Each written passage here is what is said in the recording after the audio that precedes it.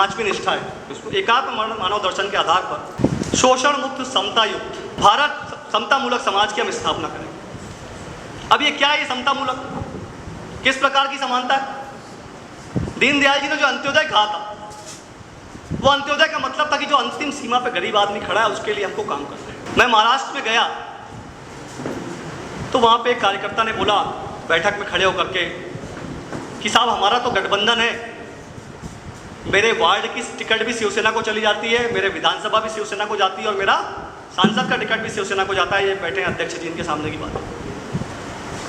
मैंने उसको कहा देखो, तो वो बोला कि मैं राजनीति क्यों करूँ। मैंने कहा देखो, हमने जो पार्टी बनाई है उसकी सरकार आएगी, तुम विधायक बनोगे नहीं बनोगे कोई बात नहीं, लेकिन जब हमारी सरकार बनेगी तो हमारा एक सपना है, उस सपने के आधार पर हम भारत का निर्माण करना चाहते हैं। तुम्हारा विधायक बनना शायद महत्वपूर्ण नहीं हो सकता, लेकिन हमारा जो कल्पना है उसके लिए सरकार आना चाहिए। तुम आज यहाँ संघर्ष कर रहे हो, तुम विधायक नहीं, इसका ये मतलब नहीं कि इस स्वप्न को गढ़ने में, इस स्वप्न को बुनने में तुम्हारा योगदान नहीं। मित्रों, हमने जो सपना देखा है अंत्योदय का, जो दुनिया को नंबर 1 का देश बनाने का, अब देश दुनिया का नंबर 1 का देश कैसे बनेगा? नंबर 1 का देश तब बनेगा जब रिक्शे वाला कह सकेगा कि साहब मैं अपने घर में शुद्ध 4 रोटी रात को खाता हूँ, सब्जी होती है, दाल होती है, मेरी बेटी स्वाभिमानी तरीके से स्कूल जाती है, उसके पास 2 जोड़े कपड़े हैं, मेरी पत्नी को सिर्फ इसलिए घर के अंदर नहीं रहना पड़ता है क्योंकि उसके पास सिर्फ एक साड़ी। रिक्शे वाले दिल्ली के अंदर चलाते हैं, पसीना निकल रहा है। हम राजनीति में इसलिए आए कि भारत का एक एक व्यक्ति सर्वे भवन्तु सुखिनः, उसके जीवन में वो गुणवत्तापूर्ण जीवन पैदा करेंगे, इसलिए सरकार है। हमारे बीच कई विधायक बैठे, सांसद बैठे। मैं सोचता था कि अटल जी को कब संतुष्टि मिलती होगी, वो तो 28 साल में सांसद बन गए। हम लोग के अंदर आकर्षण है सांसद का, विधायक का, सरकार का आकर्षण है, स्वाभाविक है, इससे मैं मना नहीं करता। लेकिन मैं सोचता था अटल जी को कब संतुष्टि मिलती होगी, लेकिन एक दिन मुझे खुद जवाब मिल गया, अटल जी को संतुष्टि तब मिलती होगी जब देश के अंदर 50,000 करोड़ रुपए अटल जी के एक साइन से निकलते हैं कि नहीं, मुझे किसी भी कीमत पर यह नेशनल हाईवे चाहिए क्योंकि इसको हम देश के गांव-गांव से जोड़ेंगे। हमारे अंदर पीड़ा होना चाहिए। आपने कहा ना, हम पीड़ित लोगों की सेवा करना चाहते हैं। हमारे अंदर पीड़ा होगी कि गरीब आज खड़ा हुआ है, उसकी मदद करनी, ये पीड़ा होगी तो हम काम कर सकेंगे। आज इसीलिए आज देश के अंदर जहाँ जहाँ हमारी सरकारें चल रही, मैं मध्य प्रदेश का एक उदाहरण देना चाहता हूँ। हमारी कार्य समिति चल रही थी, मुख्यमंत्री जी का भाषण चल रहा था। उन्होंने कहा कार्यकर्ता कई बार कहते हैं हमारे काम नहीं हो रहे, कार्यकर्ताओं के काम होना चाहिए। उन्होंने जवाब दिया कि मैं क्या बोलूं, जब से मैं शासक बना हूं, जब से मैं मुख्यमंत्री बना हूं, मुझे लगता है कि सारे मध्य प्रदेश के लोग मेरे अपने हैं। मैं कोई ऐसा काम करूंगा कि इससे एक बड़ा निर्णय हो जिससे सबको लाभ हो। और निर्णय किस प्रकार के हो रहा है, मैं एक घटना का पीड़ा कैसे पनपती, मैं एक घटना का उल्लेख उन्होंने किया। सड़क के किनारे एक महिला शौच कर रही थी, मुख्यमंत्री वहां से जा रहे थे। उन्होंने देखा कि अचानक 5-6 महिलाओं को उठना पड़ा सड़क के कारण, क्योंकि मुख्यमंत्री का काफिला गुजर गया। उन्होंने कहा कि मुझे पीड़ा होती है, अगर हम सरकार में हैं तो हमको इन लोगों के दुख को हरना पड़ेगा। इनको क्यों नहीं शौचालय मिल रहा, इनके बेटों को नौकरी कैसे मिलेगी, इनका जीवन गुणवत्तापूर्ण कैसे होगा मित्रों।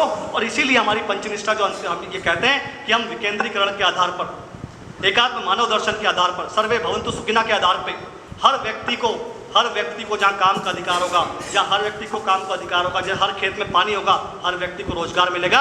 ये हमारी पंचनिष्ठाएं मित्रों, और मुझे लगता है हम ऐसा भारत गढ़ सकते हैं। इन पंचनिष्ठाओं के आधार पर हम भारत गढ़ सकते हैं। हमारा स्वप्न बड़ा है। कभी मैं पूछना चाहता था किसी से, जब मैंने पूछा था, कोई कहता कि हम परम वैभव के लिए काम करते हैं, तब परम वैभव की कल्पना खड़ी होती। मैं अभी छत्तीसगढ़ गया था, सिरमौर राज्य। इन्होंने कहा कुछ मंच पे आप इसकी व्याख्या करिए सिरमौर राज्य की। तो मैंने कहा छत्तीसगढ़िया सबसे बढ़िया नारा क्या है? दुनिया में भी कहीं जाएंगे तो लोग कह सकेंगे कि छत्तीसगढ़ सबसे अच्छा है। वहां पर 1 रुपये किलो, मैं जहाँ पे दिल्ली में रहता हूँ, जिनके घर पे रहता हूँ, उनने कहा हमको एक काम करने वाली बाई ला दीजिए। मैंने कहा छत्तीसगढ़ में बहुत आसानी से मिल सकता है। इनको किसी को फ़ोन किया, मेरी बहन वही रहती, उसको फ़ोन किया, उसने कहा अब हमारे यहाँ बाइयाँ नहीं मिलती। मैंने कहा क्यों?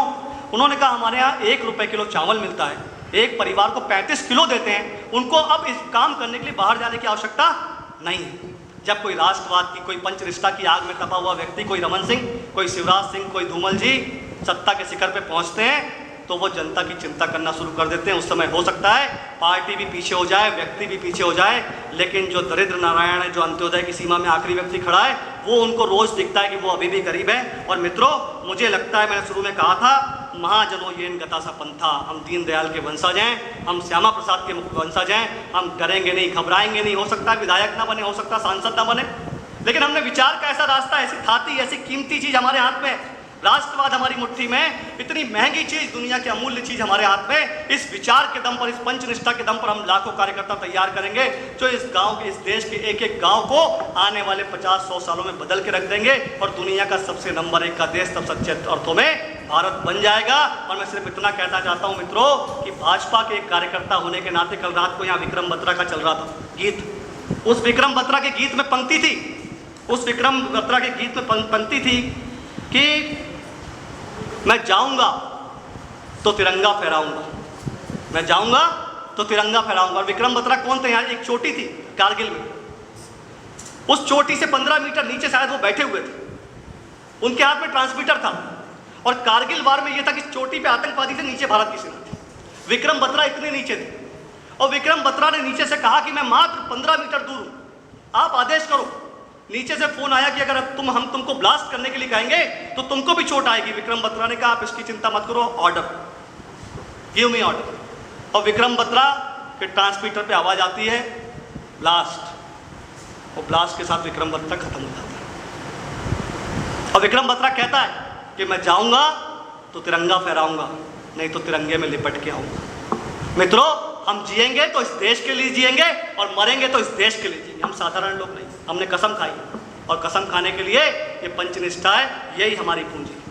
धन्यवाद।